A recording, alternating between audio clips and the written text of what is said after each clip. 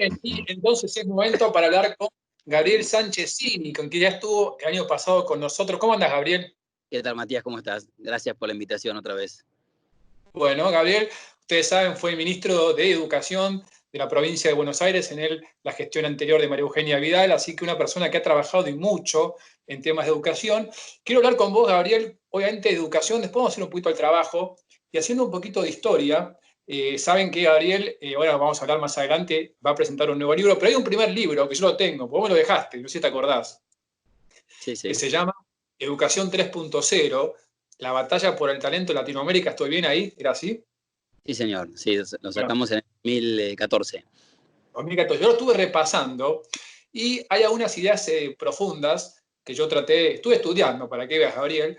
Uno Muchas tiene que gracias. ver con, creo que tiene que ver con una idea que vos decís que aquellos países que mejor han trabajado la educación tienen una prioridad estratégica, ¿no? Como que han definido que la educación es un eje estratégico. Entonces, la pregunta que me surge es, ¿por qué nosotros, ¿no? En la Argentina, eso no ha sucedido? Y no digo de, digamos, los últimos 10 años, ¿no? Sino de los últimos 50, o vos me corregirás, digo, ¿por qué es un tema que vivimos sumergidos en crisis? Es un tema que la sociedad no lo demanda, es un tema, bueno, ¿por qué no hemos podido poner la educación como una prioridad estratégica? Bueno, lo planteas muy bien. Los países que mejor le va en cualquier indicador o cualquier medición que uno vea en el mundo son países que han elegido que han decidido que la educación sea una política de Estado, que no es una política partidaria, no cambia de gobierno a gobierno, sino que tiene una continuidad y una prioridad y que la sociedad entera de alguna manera se alineó. Los votantes que siguen votando que tienen demandas para que se siga mejorando la educación y los partidos políticos que si bien alternan en estos países que les va mejor que a nosotros, aunque hay alternancia en los partidos y por supuesto en la democracia, la educación sigue siendo una prioridad. Eso me parece lo que tenemos que aspirar en Argentina. Son países en general que también la sociedad, no solo partidos políticos, lo ven como prioridad. Son países que definieron sus políticas educativas, en general basadas en evidencia. Es importante, y vos mencionabas recién este libro, hablamos mucho en este libro, tratamos de hacerlo en la provincia de Buenos Aires,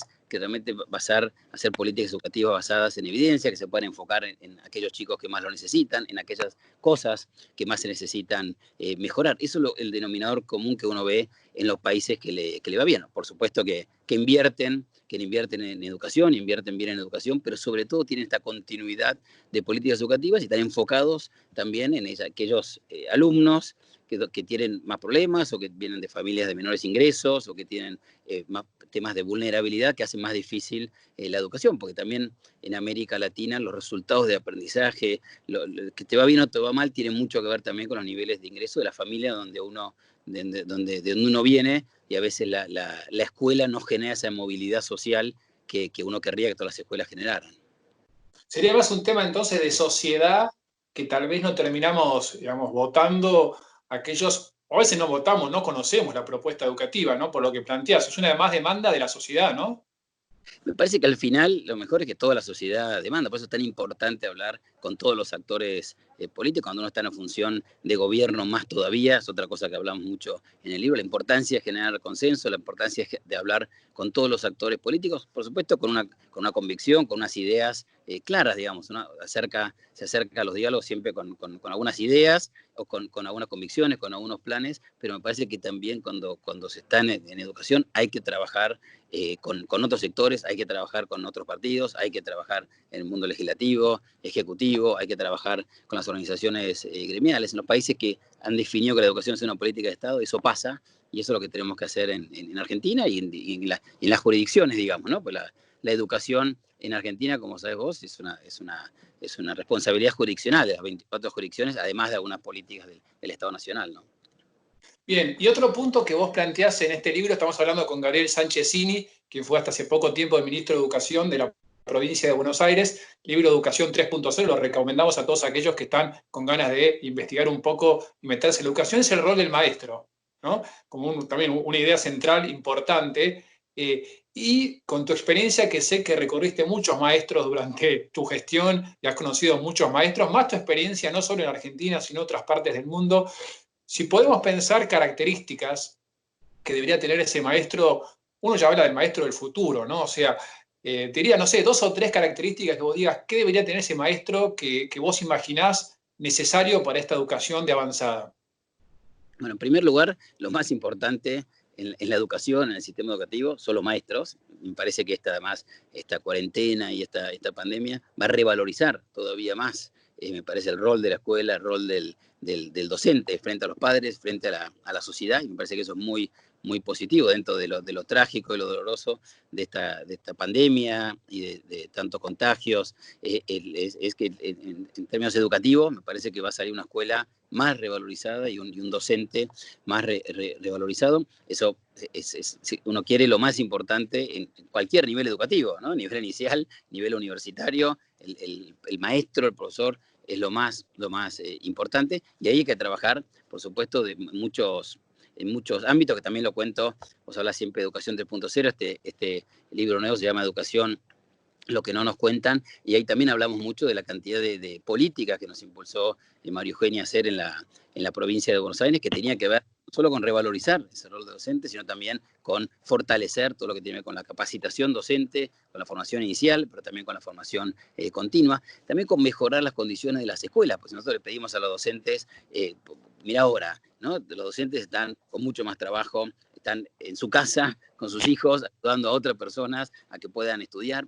Lo difícil ya en una clase presencial, de mantener entusiasmado y mantener enganchados a todos tus alumnos. Imagínate ahora, ¿no? que están con un celular, o están en alguna plataforma, o con algún cuadernillo. Entonces, la importancia también de que el Estado, que los ministerios de educación realmente estén apoyando el rol del docente, que estén apoyando lo más posible las condiciones físicas de las escuelas, porque también una buena infraestructura, una buena conectividad, un buen lugar para trabajar hace, por supuesto, a que ese docente pueda trabajar mejor. Así que eso es importante también, que el Estado invierta en las condiciones de las escuelas. La importancia también de trabajar en red. Nosotros en la provincia impulsamos la red de escuelas de aprendizaje, 2.000 escuelas, de las que más tenían desafíos de aprendizaje para trabajar en red. Los docentes pueden aprender mucho de los otros docentes, algo que funciona en una escuela, por ahí funciona también en otro, que no funciona también en una escuela, puede ayudarle a que no haga lo mismo en la escuela de al lado, y muchas veces no hay redes de docentes o redes de aprendizaje,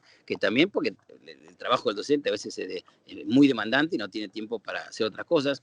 También modernizar, Matías, ahí muchos de los procesos. Muchas veces los ministerios, y en la provincia era así, nosotros recibíamos 60.000 planillas de papel por mes, que les pedíamos a las escuelas, a las 18.000 escuelas, que llenaran planillas con diferente información y que la mandaran a La Plata. Entonces nosotros le pedimos al director o a la directora, a los docentes, mira, tenés que aprender, y es lo que quieren, por eso estudiaron, por eso son docentes, y después le pedimos que varias horas a la semana estén llenando planillas y cosas que hoy los puede hacer tecnológicamente, como está pasando hoy en la provincia de Buenos Aires, o por supuesto acá en la ciudad de Buenos Aires. Entonces también ahí el ministerio tiene un rol que tiene que ver con la capacitación, con el fortalecimiento, pero también con que dejar que el docente haga lo mejor que hace hacer, que sepa hacer, que sabe hacer, que es enseñar y mantener entusiasmados a los alumnos. Bien, y ahí me diste pie para otro tema que vos trabajaste hace mucho tiempo, que es el tema online, ¿no? Vos, si querés ahora contar, fuiste fundador de una plataforma donde, digo, de alguna manera ya viste, ¿no? que la educación iba hacia una virtualidad. Y la pregunta que me surge es, de tu experiencia y de manera general, ¿no? Si Argentina hoy está, o cuán preparada está, ¿no? Para esta virtualidad, esta docencia virtual, digo, y si pasa más por un tema de contenidos, pasa más por un tema de plataformas, pasa más por un tema del docente saber cómo manejarse, de la conectividad, o sea, pero creo que vos tenés mucha experiencia en eso, y me gustaría ver ahora que de alguna forma la realidad nos chocó de frente dónde estamos parados, ¿no? Bueno, creo que pasó un poco eso, esta cuarentena en todo el mundo. Pensá que tuviste, porque ahora algunos países empezaron a abrir, más de 1.500 millones de chicos y chicas en el mundo que que se fueron a su casa a estudiar, digamos, que dejaron de ir a la escuela presencial, y que de un día para otro tuvieron que incorporar otras tecnologías para seguir aprendiendo, lo mismo que los docentes, para seguir enseñando. Estas tecnologías existen con mayor o menor sofisticación hace muchos años, ¿no? Desde el 2000, desde el inicio de Internet de los 90, hablamos de educación online, de videos, de una cantidad de aprendizaje remoto, si uno quiere decirlo así como de manera general. Obviamente se fue acelerando en los últimos años. Yo diría que en América Latina recién se empezaba a ver un poco más de educación online a nivel universitario. Obviamente a nivel terciario, postsecundario, no había tanto todavía en otros niveles. Esta cuarentena en toda América Latina y en todo el mundo obligó al uso de tecnologías y a repensar muchos temas que tienen que ver con la tecnología, que tienen que ver con las acreditaciones, con las calificaciones, con las maneras de evaluar, con las maneras de interactuar. Me parece que eso se está dando, es un debate que se está dando, como decís vos, porque se impuso esta realidad. Me parece que así como me parece que salimos con una escuela más valorizada, con un docente más valorizado por la sociedad, por muchas razones. Me parece que también la virtualidad está acá para quedarse, después de tantas semanas, de tantos meses, de tantos alumnos, de tantos padres, de tantos docentes, usando plataformas, usando educación a distancia. Me parece que eso está para quedarse. Me parece que también ha ayudado a muchísimos docentes y equipos a usar plataformas, a familiarizarse con plataformas. Lo vemos acá en la ciudad de Buenos Aires, la cantidad de docentes haciendo capacitaciones online, capacitaciones autoasistidas para usar diferentes plataformas. Creo que lo que hoy más abunda, Matías, son las plataformas. Hoy puede ser Zoom una plataforma, hoy puede ser, digamos, Google Classroom. La ciudad de Buenos Aires tiene uno que se llama Mi Escuela. Hay mucha tecnología hoy que por ahí no existía hace 20 años. Las universidades, o sea que en América Latina, en Argentina, había pocas universidades que uno podía tomar un curso de grado, de posgrado online. Todavía no habían surgido. Hoy la mayoría de las universidades tienen una oferta a distancia, y me parece que eso está para quedarse, y eso es bueno, me parece positivo por muchas razones. También esta virtualidad autoimpuesta, como decís, hace mucho más evidente la vulnerabilidad, hace mucho más evidente a aquellos alumnos que les cuesta más aprender. Uno, si ve las pruebas aprender de los últimos años, obviamente ve que algunos chicos y chicas aprendían menos que otros, que había que reforzar, que había que trabajar. Por eso te contaba las cosas que hicimos para reforzar los aprendizajes de los lugares más desafiantes en la provincia. Ahora eso se hace mucho más evidente, porque quien tiene o no una conexión a internet puede seguir estudiando o no. Por ejemplo, quien está en una casa que hay 3 o 4 personas por cuarto, eso muy genera difícil. una potencial desigualdad, ¿no? Que también es algo que hay que cuidar, ¿no? O sea, quien tiene acceso puede continuar y quien no, no. Eso es Eso es lo que te decía, que hace mucho más evidente la desigualdad, la inequidad, hace mucho más evidente la vulnerabilidad. Por eso creo que de acá tiene que surgir más, todavía más, el rol del Estado en dar conectividad a todas las familias, a todos los países, a todas las ciudades. La conectividad tiene que ser, tenemos que salir de esta pandemia entendiendo que es como la electricidad, es como el agua potable, es algo estratégico para los países y clave para que no aumente la desigualdad social. bien, y la última para este bloque que se nos hizo largo, ya vamos a ir un poco de música y volvemos, estamos hablando con Gabriel Sanchezini. Te doy pie porque vos vas a estar presentando no sé si segundo libro, ¿es tu segundo? Quinto libro. Quinto libro. Quinto libro se llama Educación, lo que no nos cuentan. Ahora, Sí, contanos bien cuándo lo presentás, pero lo que quiero, ahí está, ahí lo estás mostrando, vamos a dejar esto para que lo vean todos los oyentes de Milenio, estamos en vivo, son las 4:47 del miércoles. Creo que es la semana que viene la presentación con la ex gobernadora María Eugenia Vidal. La pregunta es, si nos queda 1 minuto, 2 minutos, Gabriel, ¿qué es lo que no nos cuentan de la educación? ¿Qué es lo que no sabemos? ¿Qué es lo que no vamos a spoilear el libro, hay que comprarlo, eso sí, hay que leerlo completo, pero digamos, ¿qué es lo que nos estamos perdiendo y que vos vas a explicar en el libro? lo dijiste vos, hay que leerlo completo, pero para resumirlo, acá quisimos presentar un libro que no hablara solamente de lo que hay que hacer. Como decía, recién hablamos de lo que hay que hacer, ¿no? Hay que obviamente conectar todas las escuelas, invertir más, generar mejor capacitación docente, todo eso hay que hacerlo. Ahora en este libro traté de hablar de cómo se hace esas cosas, porque es difícil, yo tratando de usar la experiencia que tuvimos en la provincia de Buenos Aires, cómo se pueden llevar adelante esa reforma, la importancia de tener un plan, la importancia de armar un equipo, la importancia de estar cerca de la comunidad educativa. Entonces, experiencias que hemos tenido en las transformaciones que hicimos en los últimos años en la provincia de Buenos Aires, cómo se trata de llevar a la práctica, cuáles son los elementos, lo que hay que armar para llevar a la práctica estas reformas, que pareciera que el mundo sabe cuáles son, pero vos ves que muchas veces no pasan, digamos, ¿no? Entonces el libro trata de contar esa experiencia de cómo llevamos adelante esos cambios en la provincia. Son más que nada casos prácticos. Yo algo ojeé por arriba, tengo ahí una cosita así que vi que son casos. Bien, ¿cuándo se presenta esto entonces, Gabriel? La semana que viene. miércoles que viene a la tarde, ya está ahora disponible en formato digital en la plataforma Kindle en Amazon, y a fin de mes va a salir también una tirada de impreso en papel. Pero ahora ya está en formato digital en Amazon. Bien, si te parece, vamos a una pequeña tanda con un poquito de música. Vamos a escuchar, estamos hablando con Gabriel Sanchezini, y a la vuelta dejamos un espacio para ver la segunda parte, la educación, que es el trabajo, que obviamente también está vinculada, y bueno, y pensar un poquito también el trabajo del futuro aquí en Humanos con Recursos. Estoy hablando de educación con Gabriel Sanchezini, quien fuera ministro de Educación de la provincia de Buenos Aires. Un primer bloque extenso para hablar, decíamos, de lo que tiene que ver con los cambios que se están dando en la educación producto de esta pandemia, de esta cuarentena. Y segundo bloque, Gabriel, atémonos un poquito al mundo del trabajo. Obviamente, cuando muchas veces hablas de las dificultades del empleo y del trabajo, uno empieza a mirar para atrás y hay un primer paso inevitable, que es la educación, ¿no?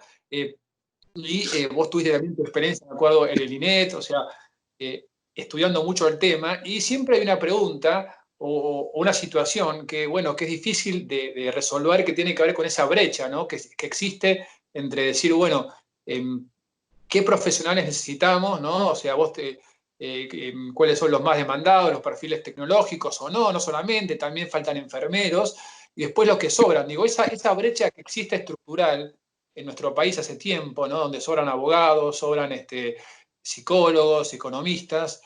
¿Por qué existe esa brecha y cómo se la soluciona, ¿no? ¿Cómo acercamos esa gente que sale al mercado laboral después de haber estudiado con lo que el mercado demanda, ¿no?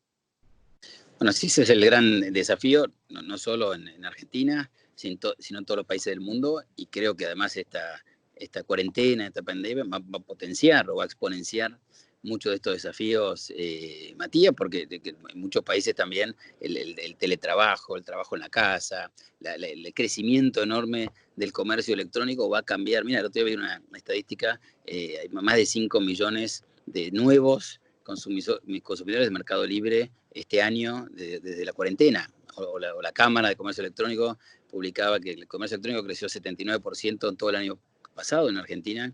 En abril creció, solo en abril creció en 84%, o sea que mucha más demanda, por supuesto, porque estamos todos en nuestra casa por la cuarentena.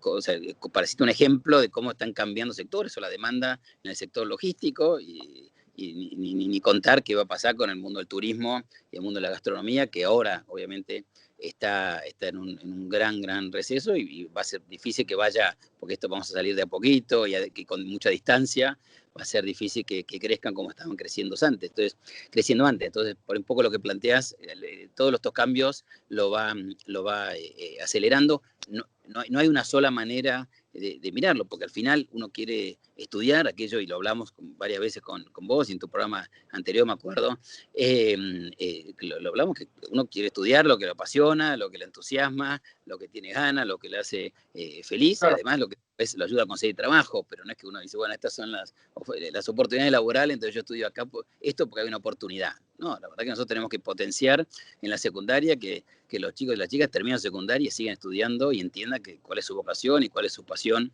y cuál es su entusiasmo para hacer en su vida, y por supuesto que esté relacionado, si se puede, con el mundo del trabajo, y a veces hay oportunidades y a veces no. Sí vemos que hay una cantidad de capacidades, de habilidades que creo que, insisto, se van a fortalecer todavía más después de esta cuarentena, que son para cualquier cosa que uno haga. El pensamiento crítico, Matías, es clave, la capacidad de adaptarse al cambio. Mira cómo tenemos que adaptarnos todos al cambio, de trabajar de una manera diferente, la curiosidad para aprender toda la vida. Más obvio se hace ahora, además que la educación no es presencial, y termina de confirmar que uno puede aprender en todos lados. El trabajo colegiado, el trabajo en equipo, obviamente que es más obvio ahora que uno lo hace virtualmente. Entonces hay capacidades y habilidades que son claves, me parece, que todos tengan y puedan ir incorporando, independientemente del tipo de vocación o en el trabajo que quieran expresar esa vocación.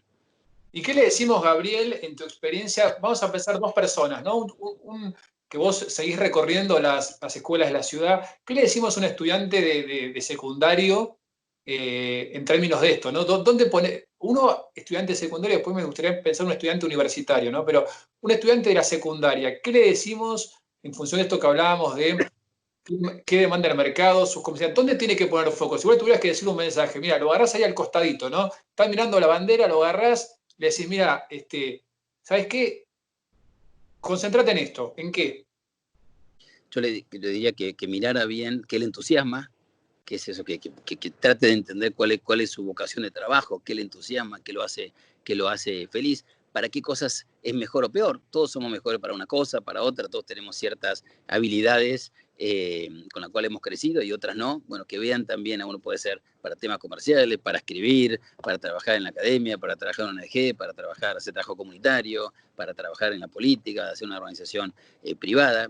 Todos tenemos ciertas capacidades que hemos desarrollado en nuestras familias, en la escuela, que vean también un poco eso, porque a veces uno dice, yo quiero hacer esto, pero al final yo quiero ser, no sé, una persona que esté en el mundo comercial, pero soy tímido, y bueno, por ahí es más difícil, o quiero hacer tal cosa, pero no sé escribir bien, pero quiero hacer literatura, bueno, puede ser, y quiero hacer letras, pero por ahí es más difícil, entonces hay cosas que uno tiene o no facilidad, que uno vea también esas cosas, además de ese entusiasmo, que entienda que en cualquier cosa que uno haga tiene que tener mucho entusiasmo, que tiene que contagiar ese entusiasmo, que va a tener que trabajar en equipo, sea lo que haga, el trabajo académico o el trabajo en una organización grande, va a tener que trabajar en equipo y probablemente equipos más globales. El mundo, por ahí esto disminuye un poco la globalización, pero sigue siendo un mundo global interconectado, entonces va a tener que trabajar con tecnologías, ¿no?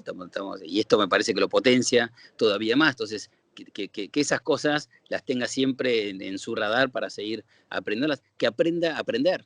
Es clave y creo que ahí lo demuestra más, volviendo a la educación y esta cuarentena, que hay que aprender a aprender. O sea, nosotros tenemos que salir de la escuela y lograr que los chicos salgan de la escuela aprendiendo a aprender, que sepan que tienen que aprender toda la vida. Y todas esas cosas, independientemente de la carrera que uno haga, me parece que son fundamentales. Que sigan una carrera, que sigan estudiando después del secundario, que es clave. Así que es uno de los consejos que le daría a una persona que está ahora en secundario mirando qué hace después. Bien, y la última, nos queda poco tiempo, 2 minutos, ya viene el vuelo de regreso con el señor Santiago Ponlecica, Gisela Larsen en la tarde de Millennium, pero un tema que también se habla mucho tiene que ver esto con el trabajo a distancia, el teletrabajo, lo tomo también con la educación. ¿Y cuánto de esto de que vamos todo al teletrabajo, toda la virtualidad? O sea, ¿cuál es tu recomendación o tu análisis de decir, bueno, cuando esto pase o no pase o la nueva normalidad? O sea, ¿cuál sería la mejor propuesta educativa?